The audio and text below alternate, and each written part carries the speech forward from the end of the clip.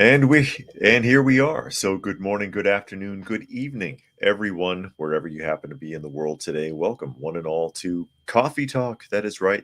It is time for Coffee Talk, where we will be having a discussion about what is going on in the world today, taking a look at some snippets through the news, reading through and having a little bit of discussion. And of course, you can find me on YouTube Monday through Friday at 2 p.m. Eastern Standard Time on at Coffee Talk Live and at Prepper University, as well as X, formerly known as Twitter, and that would be at Coffee Talk Chat. If you wouldn't mind looking there, or sign up to any of them if you have not, please do. Also, fistfulofradio.com, podcasting out of Atlanta Monday through Thursday at 4 p.m. Eastern Standard Time and Friday at noon as we get ready to jump off here. And of course, while I am reading through, I do try to keep up with as many of the comments as is reasonable. So I will go ahead and acknowledge some of the people that have chimed in thus far. I see Helter is here today. Dragon is here. Spectre is here. Donna Beaver, who reminds everybody, thumbs up, like, and share. Please do. Much appreciated. I'll take all the help I can get. Cyberjack Sr. is here. Boogers. Brian is here. It said things came up yesterday, but I'm here now. That's okay. Glad you could make it. All People is here. Boogers wants to know if anyone heard anything yet if the white powder mailed to Trump Jr. was dangerous substance or just talcum powder. I haven't heard anything about it. Actually. And I see Holly is here saying hello today. And Dusty is here too. You just can't see her. Dusty is sitting on the desk staring at me right now. She may or may not make an appearance. No other felines in the room. They're all asleep in various places around the house. The ones that are allowed in the house. Come here, Dusty. Hey, done. There we go. Dusty, everybody, making a quick appearance. There's Dusty. Say hi, Dusty. You're not interested? It's all right, Dusty. It's all right, Dusty. You're a good girl. As we get ready to start off with the news, and we're going to start off with something that was brought up a couple of days ago, found some news evidence on the topic, so we can go ahead and talk about it really quickly here. And it has to do with Chat GPI apparently having more problems. And this is a Business Insider article. And it states, Google has another, quote, woke AI problem with Gemini, and it's going to be hard to fix. Big surprise. I see Urban Angst has joined us. Glad you could make it today. And All People says, baby Dusty. Yeah, it's not quite a baby, but, this is about as big as she's going to get. So she just acts like a baby. That's the problem. Acts like a baby, doesn't act her age. So here we go. Gemini Chat says, Google AI chatbot Gemini is under criticism for its responses. Tech analyst Ben Thompson suggests Google's culture is overly influenced by left-leaning workers, and Google now has a problem on its hands. It's open season on Gemini. Google spent much of last week getting hammered for supposedly creating a woke AI chatbot and eventually apologized for missing the mark. But the criticism isn't stopping. It's shifting. Last week, hold still, the barbs were directed at Google's seeming unwillingness to generate images of white people via its Gemini chatbot. Now, critics are pointing out similar issues with Gemini's text responses. As cataloged by Czech analyst Ben Thompson, Gemini has, among other things, struggled to say whether Hitler or Elon Musk's tweets have been worse for society. Said it wouldn't. Oh, sorry, the ad is making it jump up and down, and I'm losing my place. Pain in the butt. Said it wouldn't promote meat and said it wouldn't help promote fossil fuels. And that's leading folks like Thompson to conclude that Google's internal culture has been too influenced by left-leaning workers and critics. Thompson, in his influential Stratocherry column, called the company to start excising the company of employees attracted to Google's power and its potential to help them execute their potential program and return decision-making to those who actually want to make a good product, that by extension must mean removing those who let the former run amok, up to and including CEO Sundar Pichai. Interesting. And I had heard that, and that's why I looked for this. You want to get down? Go ahead.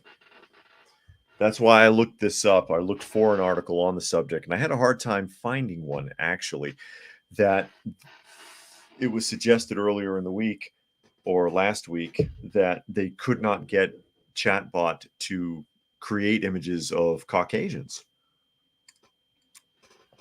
And apparently that's true. Apparently that is true. They have been having a problem. The chatbot is very influenced. No matter how much it simulates being human or being able to think on its own or anything like that, it's still programmed by someone and influenced by someone. And the people at Google have programmed and influenced this artificial intelligence system to be extremely left-leaning, even beyond what they interpret. And now it's a problem. Now it's a problem. And if it doesn't work and they can't fix it, they need to replace it. And that would be at considerable expense to Google. Serves them right. Raccoon has joined us.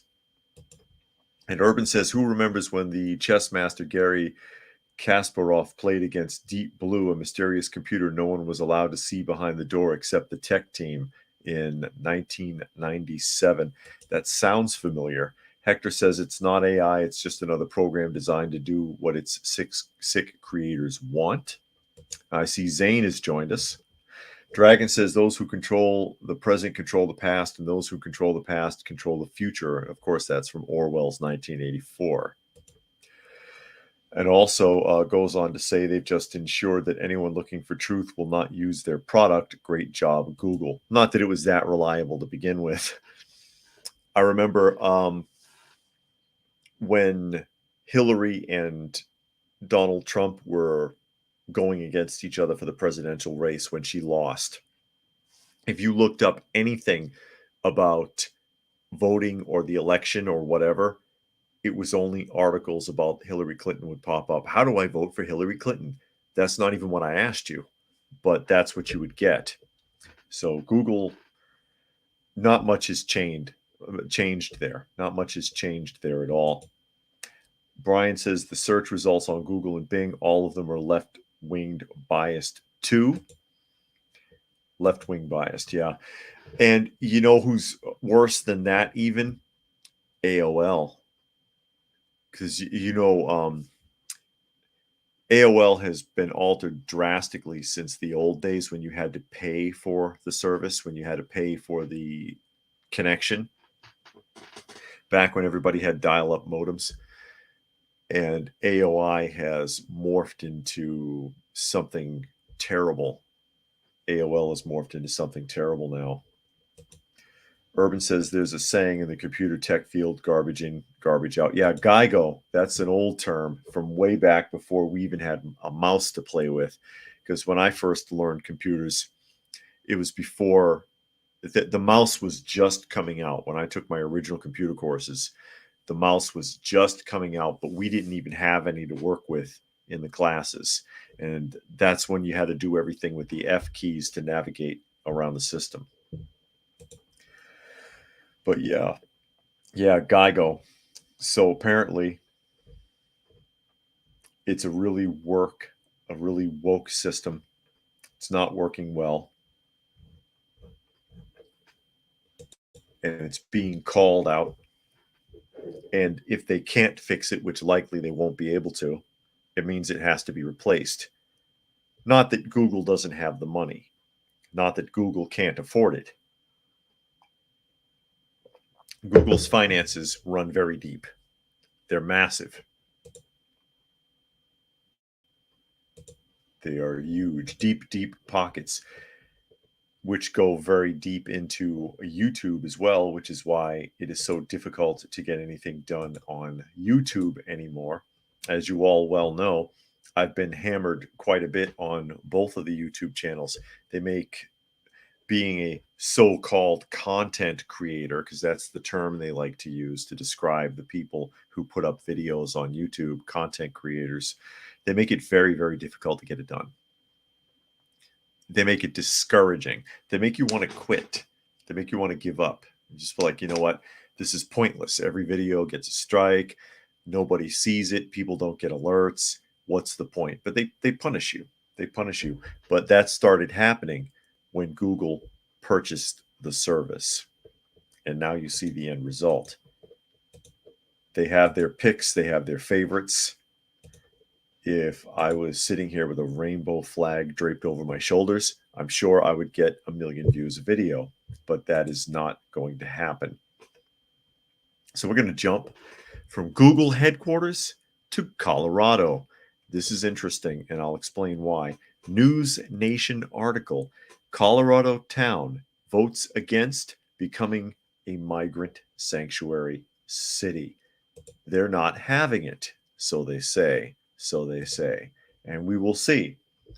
A small Colorado town unanimously voted to declare itself not a sanctuary city as the capital city of Denver faces a surge of migrants being bussed in. That's been going on for a minute.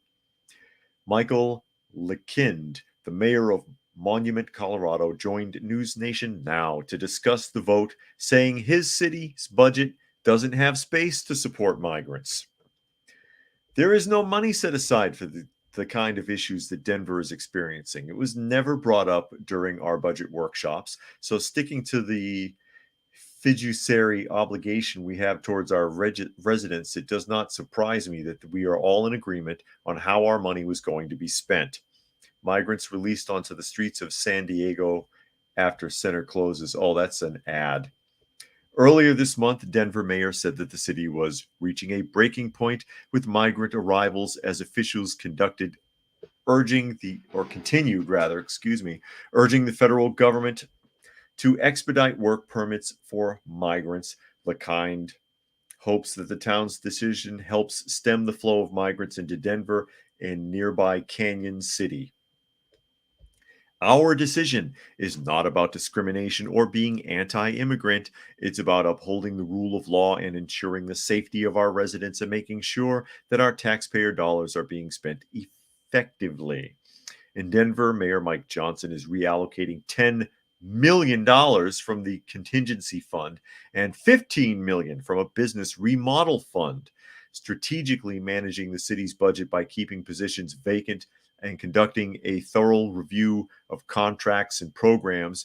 These measures aim to lessen the impact on crucial services, including DMV offices and recreation centers. So he's borrowing from Peter to pay Paul, and Peter's not going to get paid back. That's what's happening. Now, what strikes me is what's not said here. The mayor, LeKind, says that they unanimously voted not to allow themselves to be a sanctuary city. Don't send your problems here. Denver, don't send any migrants our way. We don't want to deal with it. Okay? And he quotes upholding the rule of law and ensuring the safety of residents. Right down here, ensuring the safety of residents and making sure taxpayer dollars is being spent effectively. But he also says that there's no money set aside for that kind of issue. So what happens when the state government, when the governor's office offers your township a fat check to take them? Will you change your mind? Because that's really the issue, and that's what it's going to come down to. Is LeKind, Mitch LeKind, the mayor of Monument, Colorado, really concerned about the safety of his public and the mishandling of taxes? Or is it that his budget can't handle it? In which case, if him and the town council are offered money, are they going to roll over on their decision? If the check gets big enough, will it turn their heads? Is the question.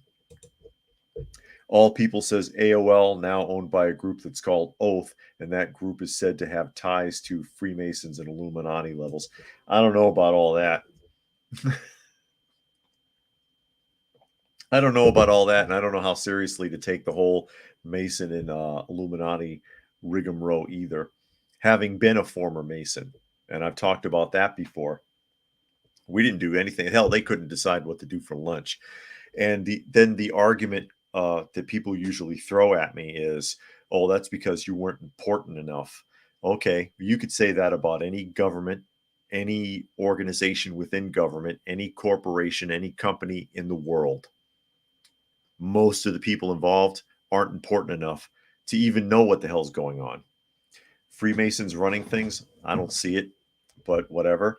And as far as Illuminati, I think that's a smokescreen. I think the whole concept of the Illuminati is a smokescreen that is meant to deceive people. Brian says so-called content's such a reaction on or prank videos. Yeah, they strike pranks and memes a lot as if they were real and as if people are too stupid to realize that they are. And there are people that are too stupid to realize it, but if their little feelings are hurt, then tough. They don't have to watch. Zane says Denver is a strange place. I was in Denver years and years ago, and I thought it was fine. I liked it, but that was a long time ago. That was like maybe 20 years ago. So I'm sure it's changed a lot. And H12 is here. Glad you could make it today. Donna Beaver says, sorry, Colorado, they will come anyway. Watch and see. You will know when crimes go up. Uh-huh. And Helter says they notice the irony of how red states are sending undocumented people to blue cities. Then they complain that the undocumented shouldn't be counted when counting congressional seats. And All People says Sky Blue, Colorado actually has a town that does not want demographic replacement by illegal aliens, or are they just awaiting a huge government check? And that's what I'm speculating on. That's possible. That if there's enough money thrown at them, somebody will roll over. And if the mayor doesn't go along, then the town council will just outvote him or something. Urban says, I often take walks past the community Masonic Hall, and all I ever see are the Alcoholics Anonymous program people pouring out of the door to smoke their heads off before going back in. Yeah, most of those halls are so broke that they rent the halls out for anything they can.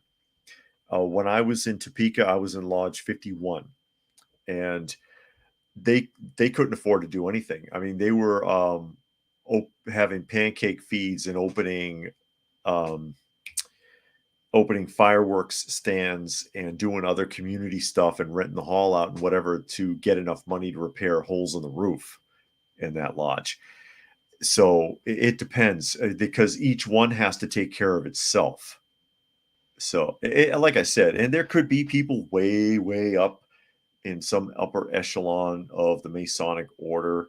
And remember, it started in Europe. So there could be that. Maybe there's some European ones that have some secret drawing room somewhere, but the majority of people in the Masons are just in it because it's a social club. You go in there and you do your little bullshit, and then you stand here and walk over here. Ritual, if you will, that every place has. Hell, Walmart does it with their Walmart thing that they do in the afternoon with the employees. I forget what they call it when all the employees have to stand there and clap. Everybody's got a damn ritual, so that doesn't mean anything. And then they read the minutes from the last meeting, have a discussion about how to get more memberships because they're broke, cry about the fact that the plumbing doesn't work or that the roof needs repair or something, and then argue about where they're going to eat at lunch because everybody's dying to get out of the lodge. I left because I was so bored with it, honestly. All People wants to know what my views are on Jesuits. I haven't had to deal with any Jesuits personally, although they sound kind of out there, to be honest. Spectre says backlash from the population of those cities and those states in crime and housing and food is making these mayors and governors changing their minds only because they know the vote they will be voted out. That is possible. That is possible. And Megan says the VA is having a national outage of their phones and video content today. Just heard from their counselor using the civilian number. Really? And that's the second outage in a week because AT&T broke down and hundreds of thousands of people were without connections for hours days ago. And that's interesting that the VA would be having an issue like that. But thanks for the tip. And All People says, what's the average annual fee for being a Mason? I don't remember, to be honest, because it was a long time ago.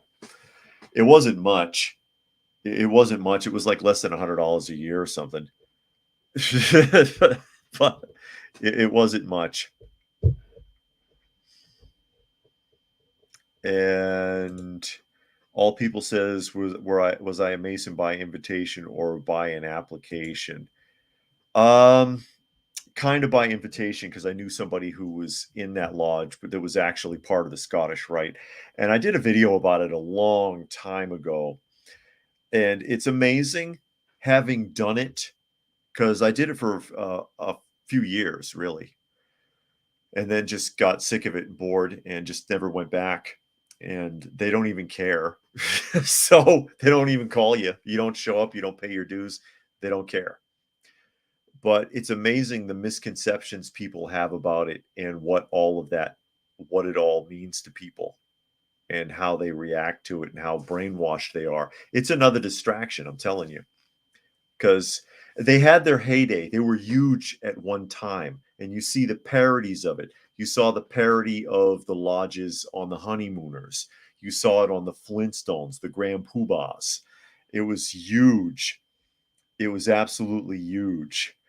But after the Vietnam War, because most people who were in the Masons were soldiers, after the Vietnam War, people lost interest in the lodges and it just kind of faded away. And what went from a packed house went to barely a dozen people showing up for meetings in a massive building. And me being the youngest one, and everybody else being really old and bickering with each other about rules and regulations and whatever bullshit. And the whole idea is, there's 33 degrees of masonry, and no, there isn't. There's 3 Masons. It's 3. York Rite. If you join York Rite, which is a separate organization that you have to be a Mason to be part of, I think it's 12 or 15. I can't remember off the top of my head because I was never in the York Rite. Scottish Rite is 32, which I was in the Scottish Rite because I got invited to be in that from an attorney friend of mine. And so, but you have to be a Mason first to join that and to join the Shriners, which I never got involved with the Shriners. That's just a drinking club. You want to get drunk all the time, go to the Shriners. But you get to a 32nd degree in the Scottish Rite, and the 33rd degree is honorary. That if you've been in the Scottish Rite forever and you're like 92 years old or something, they might give you the 33rd degree cap. It's just a cap with a 33 on it. And wow, you're a 33rd degree now. But as far as like having to do anything, I didn't have to do shit. I mean, I being in the Masons and having the 3 degrees already, which I got all 3 in one day, and all you have to do is watch a play, essentially, because they don't put you through the whole rigmarole anymore. That's ancient history. That's the kind of shit they used to do in the 20s. And going to the Scottish Rite and watching another play that was like 4 hours long, me and whoever else was going to join, and look, 32nd degree cap one day, that quick. So it's not what people think. It's like a fraternity for old men. And somebody, H12 says, I think you have to be invited. You can petition. You can go in off the street and not be invited, and they'll take you just to fill the seat. If you're going to pay your dues, If you're going to pay the fee to get in, they'll take you, because I've seen it. I've seen it happening. Urban says, regarding backlash, unfortunately, when the inevitable violence happens, it's always directed at the least deserving, historically speaking. Excuse me. And All People says, how do the parade Shriners on the little cars fit into the Masons? Okay. As I understand it, the Shriners came about during Prohibition. This is the story. Okay. This is what I was told.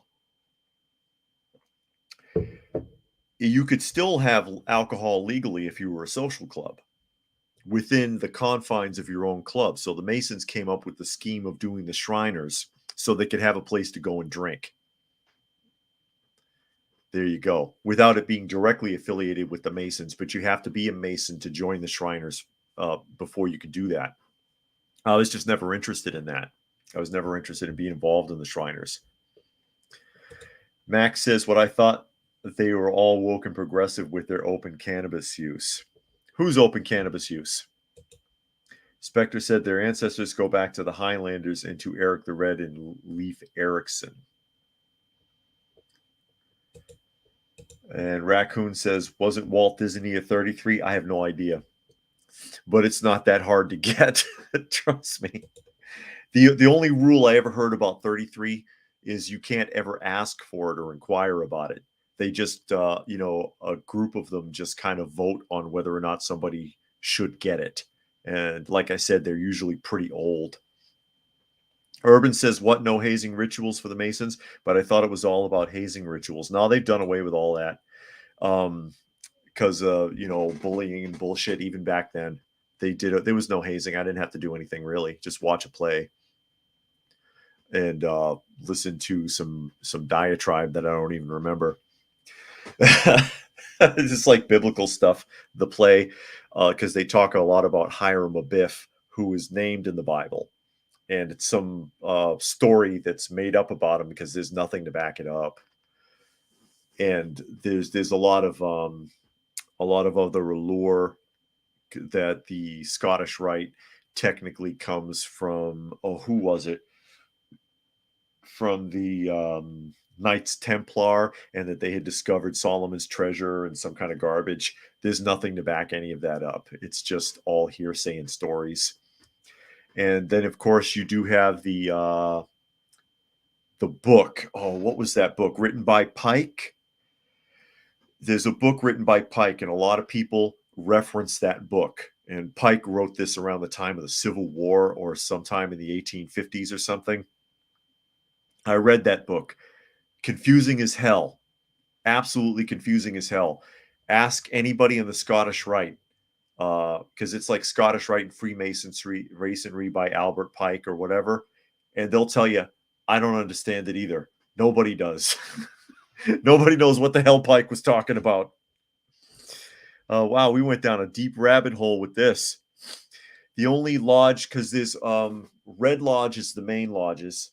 Then there's Blue Lodge, which is only a handful. And there's like a real small remnant of something called, I think, the Green Lodge. And you can tell by the stone on their ring if they wear one, which the Green Lodge has like 5 lodges left somewhere in the south. And they have a little bit of hazing, I heard, if they're even still around. But the other lodges, they don't do that crap anymore. They don't do that stuff anymore. Urban says Shriners International was formerly known as the Ancient Arabic Order of the Nobles of the Mystic Shrines. And Zane says the organizations are shells of their former selves. Yeah, any of them. Moose Lodge, the Lions, they're all shells of themselves. So they all are. And 115's cracking on me. He says, I didn't know you were around during Prohibition. You look younger. Yeah. No, that's just the story. That's just the story. All People that I wants to know if I ever visited Skull and Bones at Yale. No, I've never been to Yale. And there may be Masons who are in Skull and Bones, but they're not connected to it to the best of my knowledge. And All People says Pike was evil. Pike is crazy. And like I said, they have the book. And they're like, yeah, if you want to read the book, you can, but good luck trying to figure it out, is the attitude. And Donna says you have a lambskin apron, can use a plum and a square. I do have the lambskin apron. I I do have it. It's not in here. I've never worn it. It's in the tube because when you go, they have a substitute one you could put on because you're supposed to put the apron on when you walk into the lodge. But they give you one and then you take it off when you leave. But I have one. It's still rolled up in the tube. If you want to see it, I'll try to remember and I'll pull it out for tomorrow. I'll show it to you if you're that curious. And Urban says, even the protocols of Zion were proven to be medieval and fake. And Monkey says, all of this reminds me of the Simpsons episode where Homer ends up joining the Club of the Men of Springfield. I remember that episode. And they have the song who makes Steve Gutenberg a star? We do. Yeah. And Urban says, remember, folks, the secret password is Fidelio. Yeah, right. All people wants to know if the Lions Club really helps bring eyesight to children. Are they Masons? No, Lions are not connected to Masons. The Moose Lodge is not connected to Masons. None of them are connected to it as far as I know. And of eyesight, I don't know anything about that. But there we go. I know we went way, way out in left field, but that's fine. I don't mind talking about it. Like I said, I was in a. Do I have the paperweight? Hold on a second. I'm trying to remember if I got this still sitting over here. Yeah, I do. Just so you know that I'm not just totally making everything up here. I thought I still had this sitting on the bookshelf, right? There you go. This was presented to me by the Scottish Rite. And it's just a ring. It's not real in lucite. And if you can't read that, it says Valley of Topeka, Orient of Kansas. And it's a ring with a triangle. And I don't know what that is in the center. I can't make it out. It's not an eye, though. But yeah, that's something they gave to me, and I still have it sitting up there, just as a topic of discussion, something to talk about.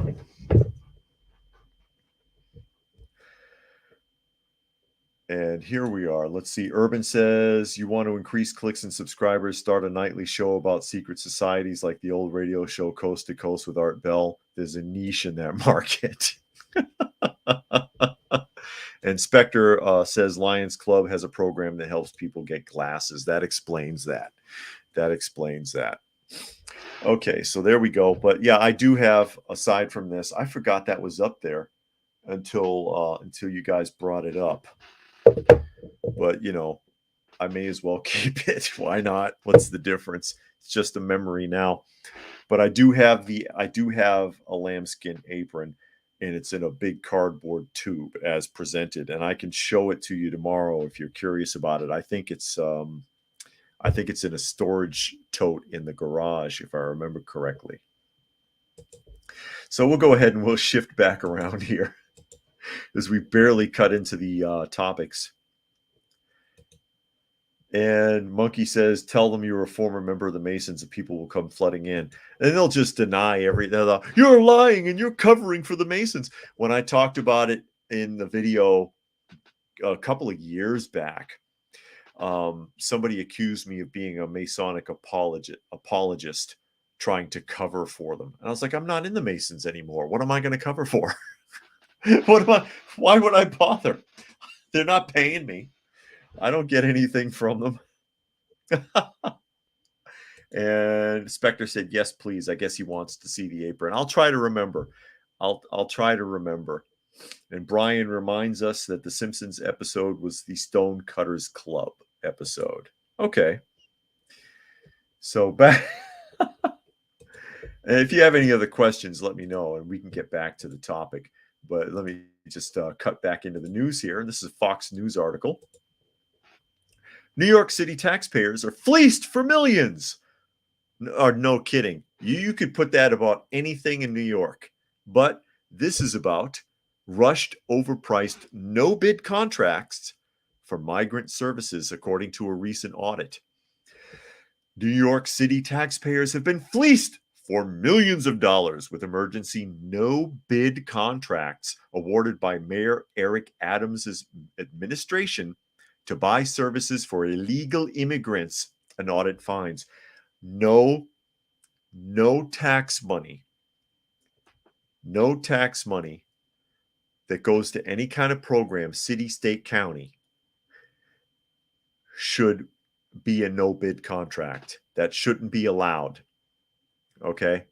Because that's how you get hosed. And that's also how you get tied up in nepotism or doing friend contracts. I'll scratch your back if you scratch mine. Here, let me pay you too much to do the job. Back to the article.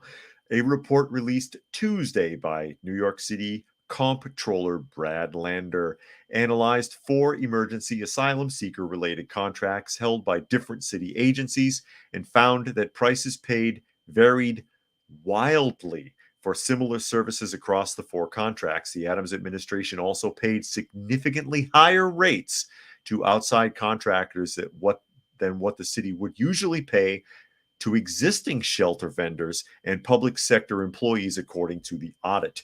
And I get that it was an emergency contract, and that's how they got around this. But you can still take bids on an emergency contract. Hey, I got 48 hours to close this. What's your bid? I've seen it done with HND, housing and neighborhood development programs. Hey, we got to get this done like immediately. We got to fix this leaking roof on this house. We got to vend for it. What's your bid? And they'll have 5 people come out and throw a bid. So that's no excuse. Quote, the city agencies charged with serving asylum seekers entered into these costly no-bid contracts at the same time that they are facing budget cuts and hiring freezes, Lander said. The analysis of just one site found that hiring new city employees instead of staffers supplied by the vendor would deliver as much as a $50 million in savings in a single year, even when factoring in the costs of fringe benefits for city employees. The current practice is a recipe for fiscal waste. Wow. $50 million extra by hiring a vendor instead of contracting a vendor instead of just outright hiring people for the job.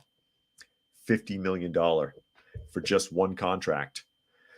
According to the comptroller, as of November 23, the city has awarded 340 unique asylum seeker contracts held across 14 different city agencies, representing an estimated contract value of $5.7 billion. Most of these contracts were awarded on an emergency basis with little or no oversight. Big surprise. Yeah, I think Adams needs to be Adams is under investigation, but it remains to be seen where that goes. Remember, we read the article about a month or so ago where the FBI cornered him coming out of an event and took his phones and his laptop. The audit examined 4 emergency contracts, each held by a different city agency to supply staffing at commercial hotels, welcome centers, and humanitarian emergency response and relief centers. 3 of the contracts were selected without any competitive bidding. And then it goes on to tell you how many migrants have shown up in New York. We kind of know that that's already that's already buried. That's already ruined. That they're already up to their eyeballs in illegal immigrants. Urban says no bid contract sounds like a fancy way of saying only for friends and family. Yeah, there you go. And Spectre says, I'm doing plumbing work. I'm not proofreading. That's okay, Spectre. You're fine. Dragon says, all this will go down as one of the biggest fraud scandals in the history of New York City. It's clear someone in high places is benefiting from the no-bid contracts. I'm waiting for it. I'm waiting for it.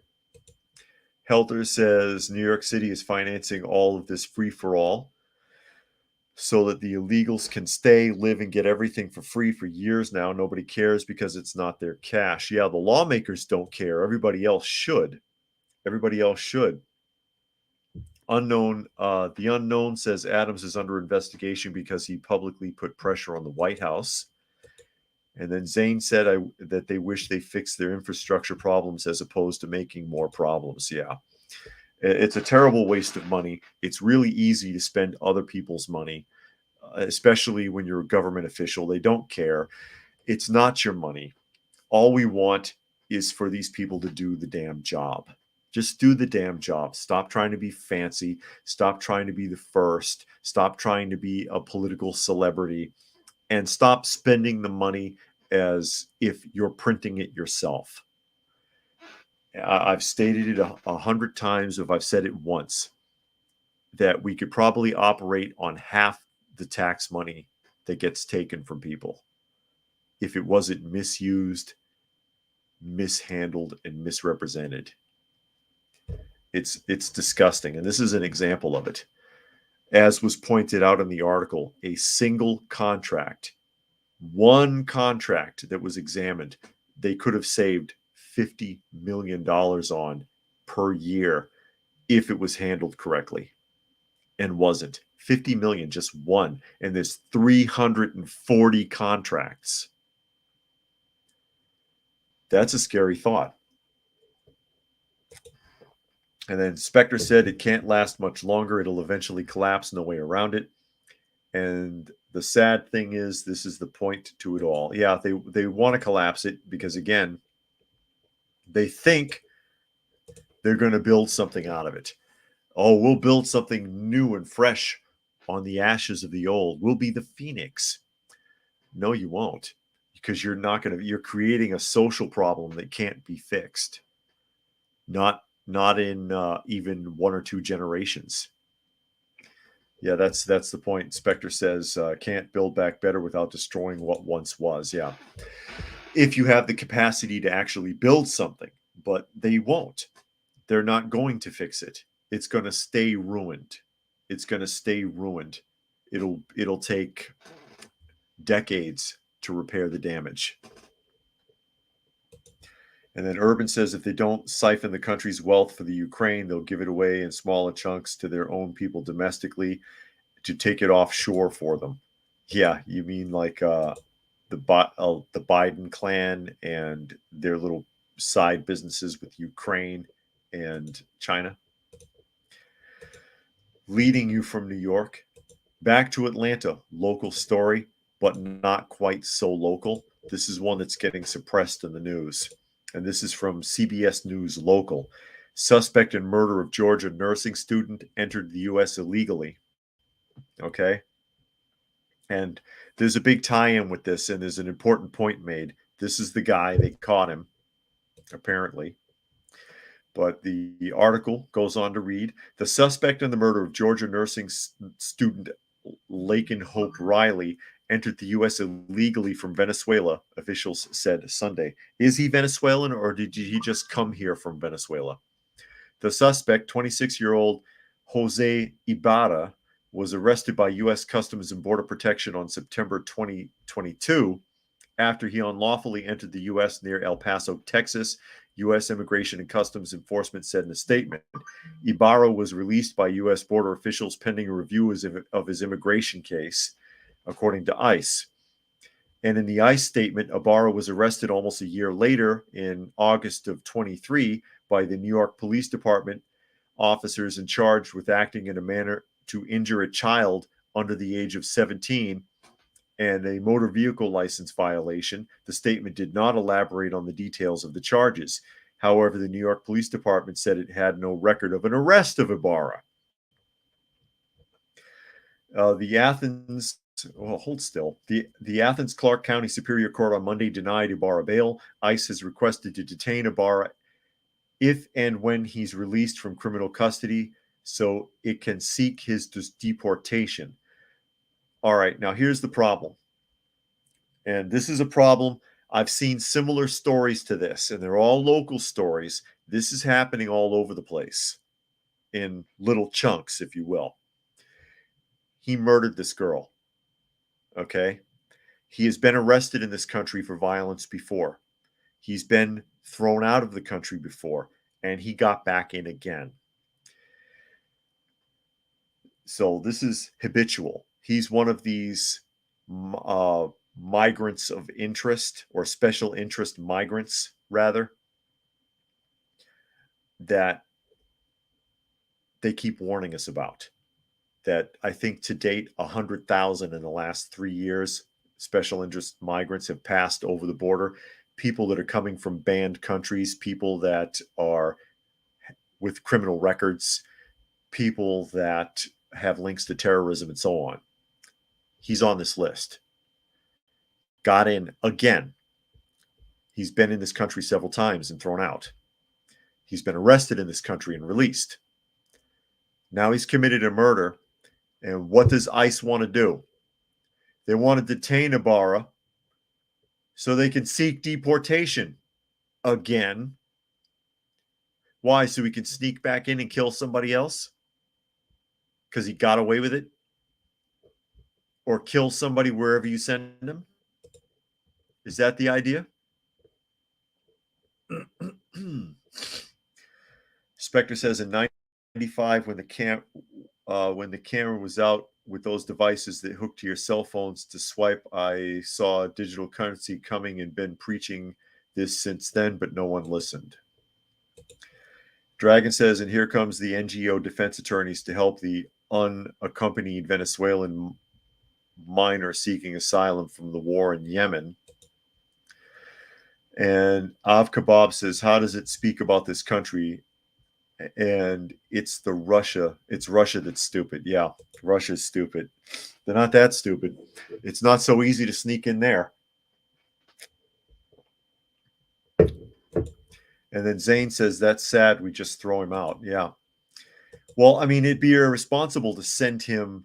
And that's her in her nursing student outfit, her smock.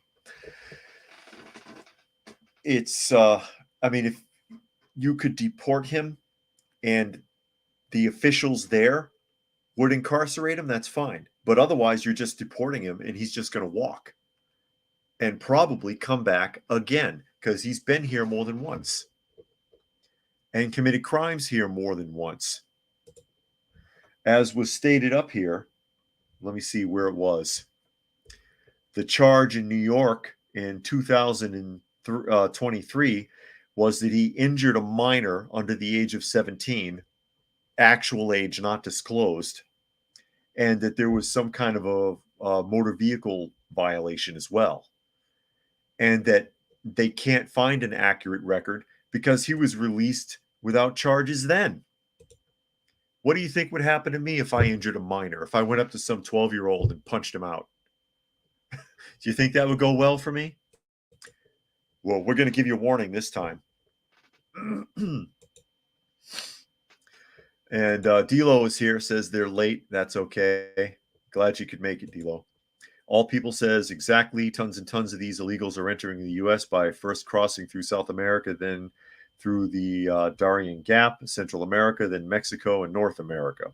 And H12 wants to get a rope. Oh, no. And Spectre corrects that. He says, came out, not camera. It's that autocorrect getting you.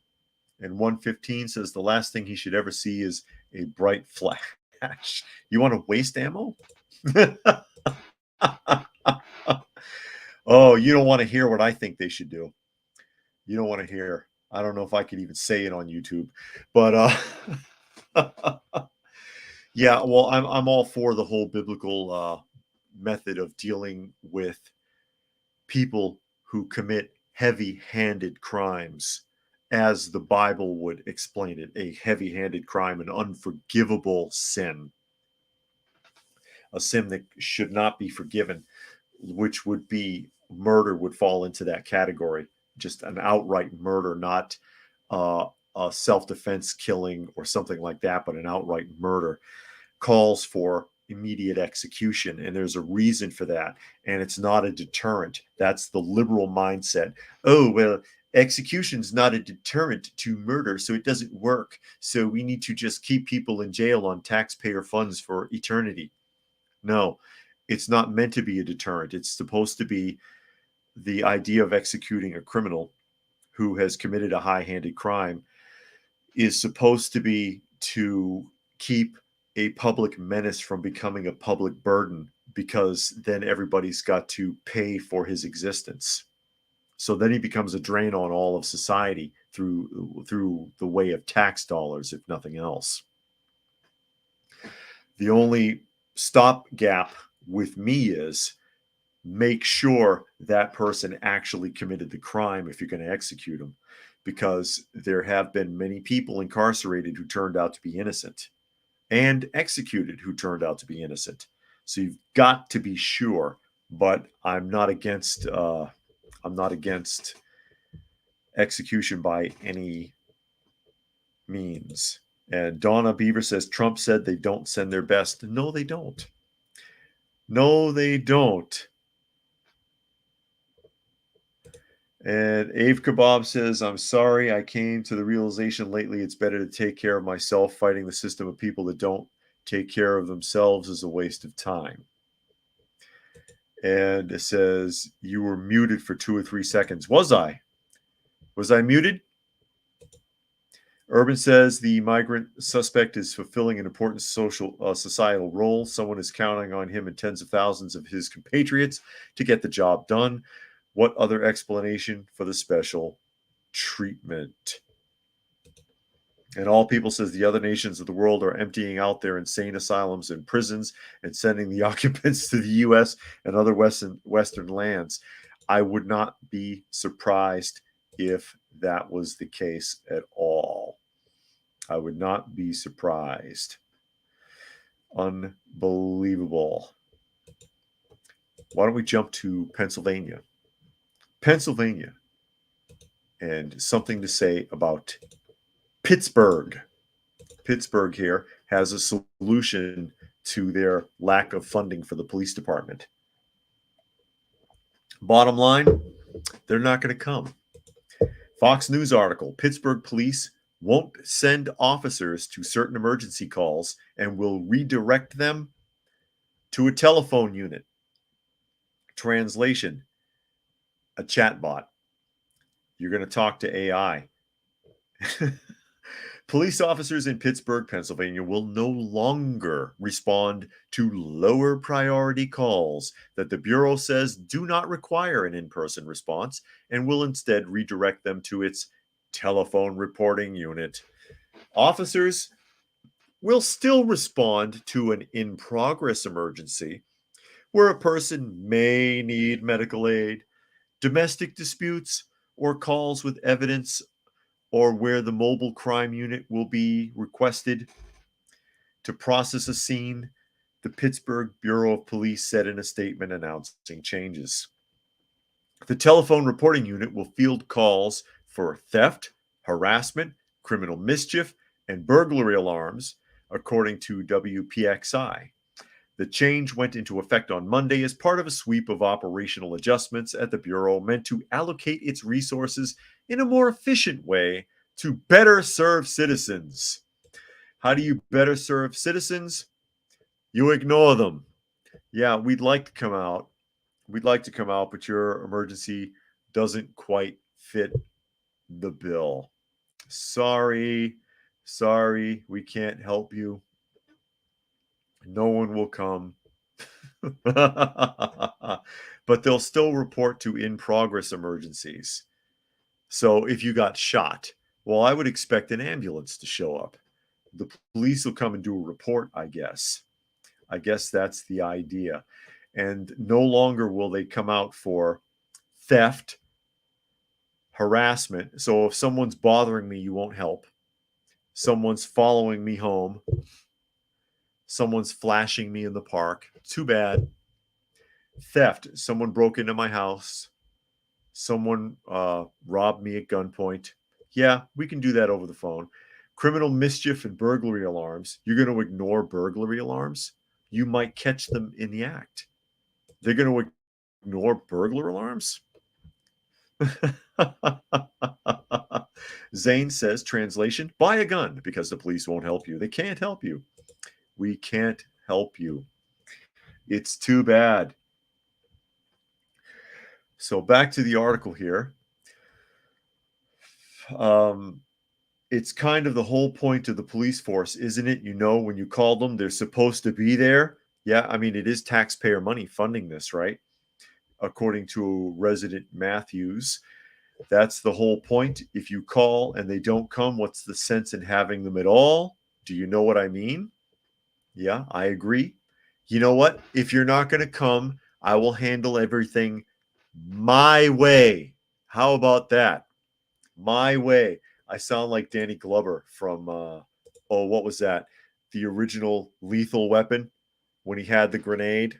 And he was like, my daughter's going to die. She's going to die with me.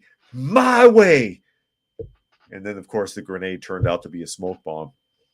Back to the article. When it comes to harassment and things of this nature, you better have a police officer there, Kogel said. That's what the public expects. That's what I expect out of our city. Yeah, well, they can't afford you. Pittsburgh can't afford it. They squandered all of their tax money and they can't afford their police anymore. It's good to know. So if I go to Pittsburgh, I can cut up. And as long as I don't actually kill anybody, I'm fine. I can run around and shoplift and I can break windows and I can mug people in the park, spray paint people's cars, kick indoors. Maybe just break into your house and make a sandwich and use your toilet and leave. Yeah, call the police, make a report, tell them I said hi. Oh my God. Urban says it sounds like the Muslim neighborhoods in Nordic cities in Sweden, where an emergency and city vehicles no longer enter the ghetto for fear of being Molotov cocktailed. That happens in the United States. That's happened in the United States with some of the large housing projects of yesteryear. I've referenced one before. I can't remember the name of the housing project. I watched a documentary on it and I found them to be very tied up in their double standards, the former residents, where they sat there and whined about how they couldn't get any help there. Oh, the ambulance wouldn't come and the fire department wouldn't come and police never came there. And oh man, we suffered. And then, like 10 minutes later in the same documentary, those same people are bragging about how every time any kind of service or emergency vehicle showed up, a fire truck came through, a police car came through. Hell, somebody from the electric company or water and sewage tried to park a truck out there. They'd be throwing bricks and rocks and bottles and shit out of the windows on them. So what do you want? Yeah, gee, I think the police don't want to bother to come help you anymore. Screw you. Seriously. Dragon says 911 has become a customer service line for Karens. They should not respond to 90% of the calls they receive. Oh, no. Oh, and Robert says, look up the Etrian riots in Canada. Okay. And Delo says, using the restroom without flushing, it's that cold. Well, he got a, what's his name? I can't think of the name of the actor. In Bad Santa, he did that. He broke into the guy's house, used the toilet, threw a piece of chicken in there. Spectre says, luckily there is a pushback on this digital currency. Oh, he's still talking about digital currency there. This is a topic that should be discussed in a big way all the time, everywhere. They control your money, or food, they control you. Well, they already kind of do anyways. Because, I mean, they can block or shut off your bank account. They can take everything out of your check. They can make your life hell already, whether you have digital currency or not. It's just another step, and it's not going away. You knew that digital currency was the direction the governments of the world wanted to go in when they found a way to tax it. When they took it seriously enough to tax it, to tax the sale of digital currency, then that was the beginning of the end already. But with that, I'm going to go ahead and start wrapping things up as we are at the top of the hour. One last look at Dusty, for those of you who can see, sitting in the chair behind me or sleeping in the chair behind me. You asleep, Dusty? Yeah, she's ignoring me. Again, you are listening to and or watching Coffee Talk. And you can find me on YouTube, please do, at Coffee Talk Live or at Prepper University, as well as at Coffee Talk Chat on X, formerly known as Twitter, and Fistful of Radio, there it is, fistfulofradio.com, podcasting out of Atlanta, Monday through Thursday at 4 p.m. Eastern Standard Time and Friday at noon. So naturally, thanks everybody who was able to join us here today. And as always, I hope you got something out of the conversation. And with that, we will go ahead and sign off until tomorrow.